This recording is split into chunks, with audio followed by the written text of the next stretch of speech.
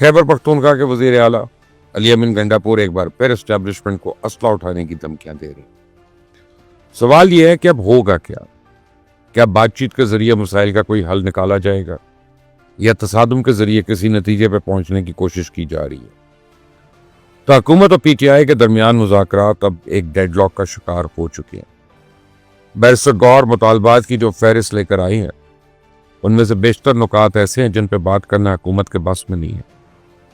कानूनी तौर पर इनके हाथ बंधे हैं क्योंकि उनके पास किसी मुलजिम को रिहा करने का कोई इख्तियार नहीं है।